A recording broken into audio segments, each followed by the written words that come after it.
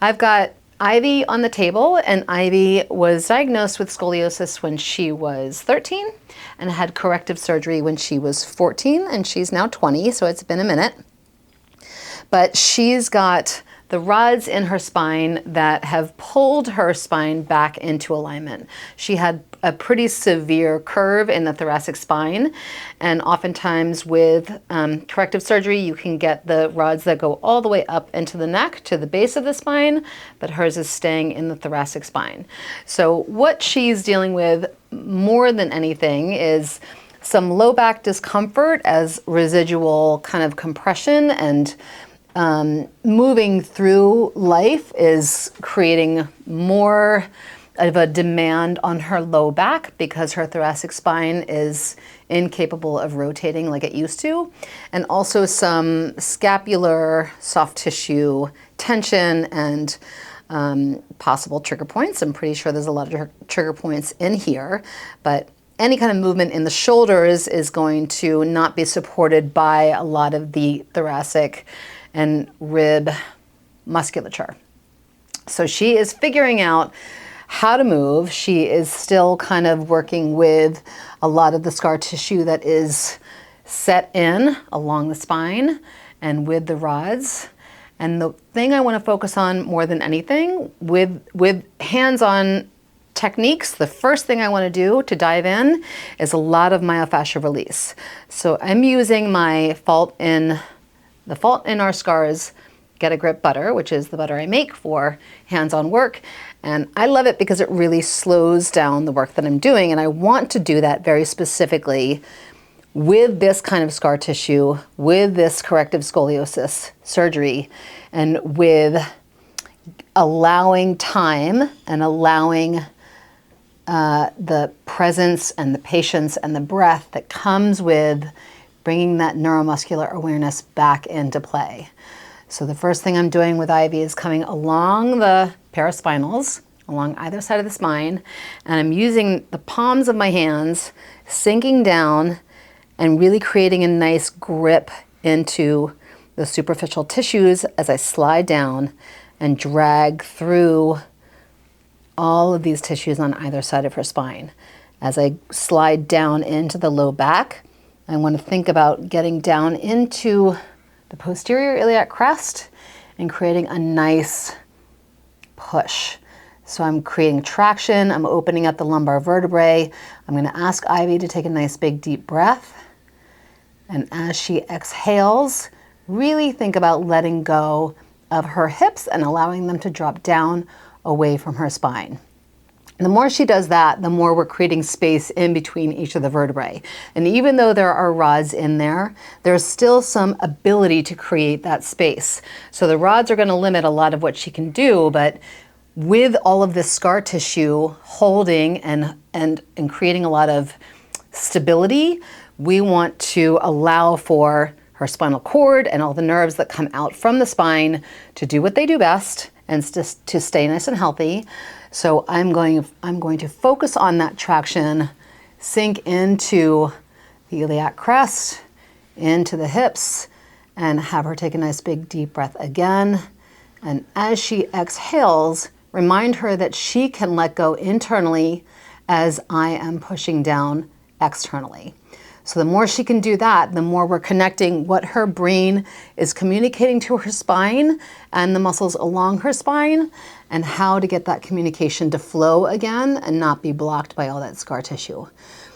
So creating a nice drag back up and starting to communicate to her about what she's feeling. And Ivy, you doing okay?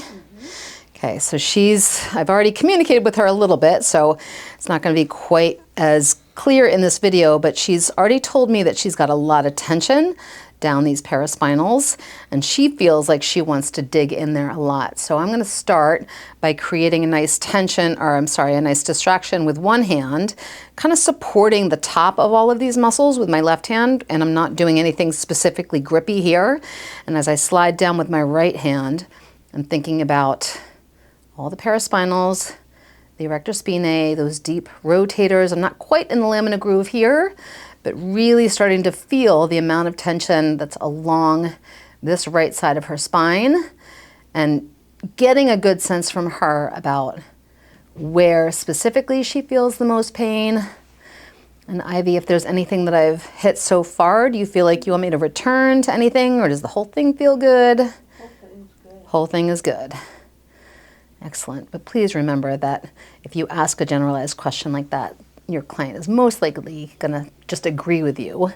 You can ask more specific questions. But I know that she has talked about lower lumbar region tension. So I'm going to use my fingertips here, and I'm going to support one hand with the other and sink down right along the spine and push these tissues out away from all of that scar tissue, making sure that I'm staying in a good pressured position. Anything in here, Ivy? I feel like right there. Right in there, you feeling it? Okay, good. So this is a good thing to notice. She's feeling it right here, and that feels good pain or bad pain?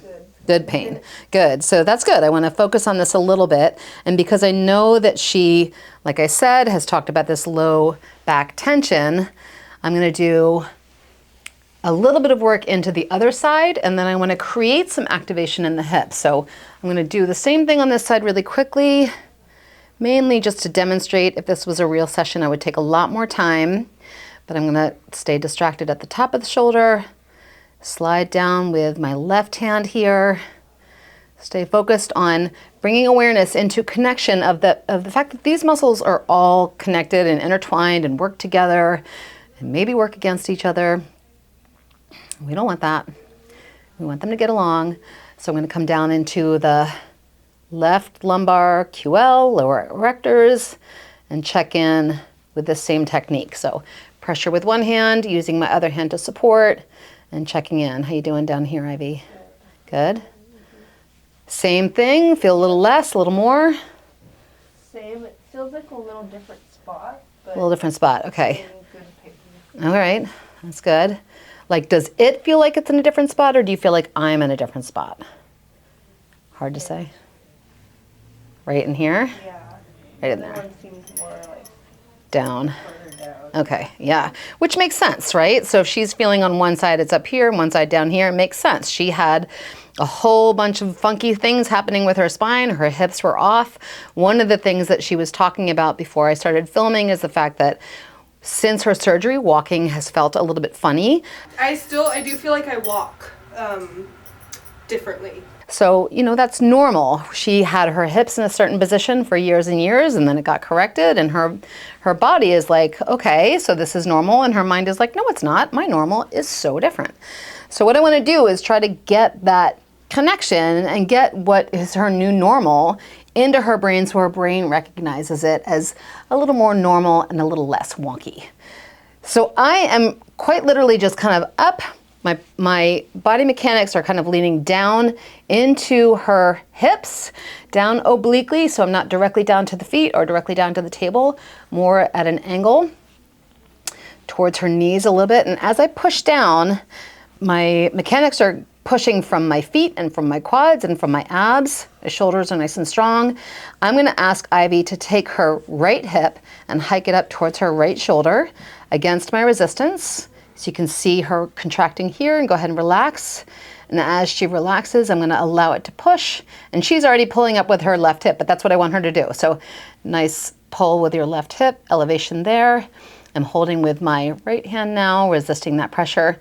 And then as she relaxes, I'm really just kind of shake everything down and give space to all this tension and all these contracted tissues and all of that scar tissue that's settled in. I'm gonna do that one more time. So right hip up, compressing against, resisting, and relax. I'm gonna push down as it relaxes, and then same with the left hip, pulling up into elevation, and go ahead and relax. And really pushing down after that relaxes. Good. And how'd that feel, Ivy? Good. Good. So once I've done that, I can start to dig a little deeper. The whole idea here is to create layers of release. So I'm starting off with a lot of myofascial release that I did on the back. I created some engagement in the hips. And now what I want to do is start to sink a little deeper and see if I can find any trigger points, which I guarantee you I'm going to find. I'm gonna pull Ivy's arm out. I could ask her to do this, but I'm gonna do that for her.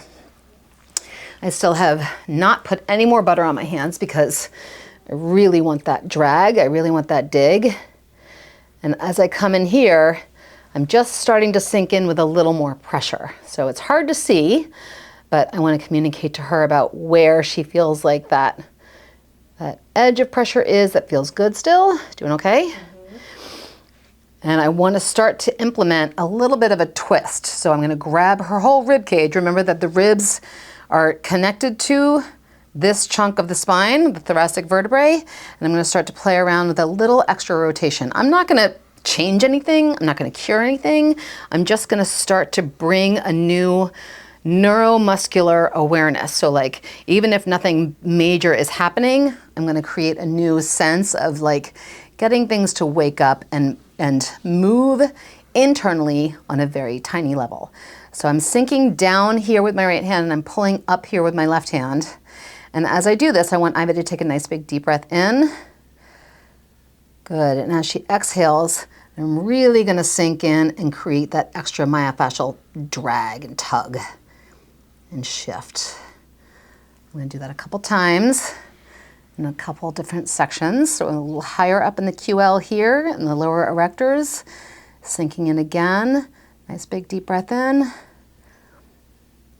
sinking in, and as she exhales, pushing down and dragging through, creating that nice twist. So I'm not twisting her spine, I'm twisting the tissues that connect to the spine.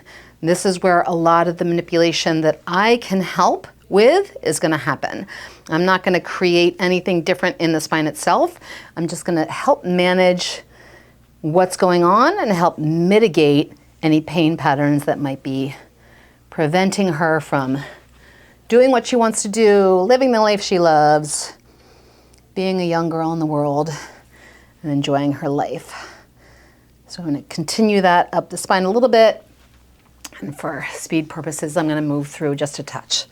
So I'm going to pull her arm up in this direction. She's talked about the fact that hanging from a bar might feel good, but it's also difficult for a little while. So in this position, I want to be aware of what her shoulder is doing. So thinking about the lats coming down and attaching into the thoracolumbar fascia, and thinking about the rhomboids and the levator scapula and the traps and all of their positioning relative to all of this scar tissue and all of that kind of like reconstruction that happened in her spine. So what I want to do is, instead of kind of coming down and doing my normal, this is a little more Swedish stroke here, which probably feels pretty good, I want to think a little bit more about tractioning the shoulder out this way and checking in with her. Anything feel problematic in this position? Okay, so I'm going to push the scapula down towards the table and pull her shoulder out and just try to get some breath and space from in the relationship between the scapula and the spine. Pushing down on the scapula and just moving her arm around a little bit, getting some space in here. And if she feels okay, I'm gonna rest her arm right down here. Are you feeling okay with that? Okay, let me know if that starts to feel pinched or limited. And I'm starting to just kind of push out in this direction, out laterally, sinking in through the rhomboids, knowing that her movement in her rhomboids and in this like between the scapula and the spine area is gonna feel very different. She's gotta move the arm and the scapula differently with the spine as kind of set as it is. She doesn't have that nuanced ability to create tiny rotations to adapt to what the shoulder is doing. So I'm gonna sink in and see if I can release some of those tension spots. Anything in there? I feel it. Right there? Is it right there, or do you feel like I can move a little bit? Pretty much right there, but along the whole thing, kind of. Along the whole thing. Riddled with trigger points, as we might say. Riddled. Anything radiating anywhere? No, it's right there. Okay. So if this was my client, I would definitely hang out here. This was a real session. I would hang out here, check in, have her take some nice big deep breaths in, and maybe switch from a thumb to a forearm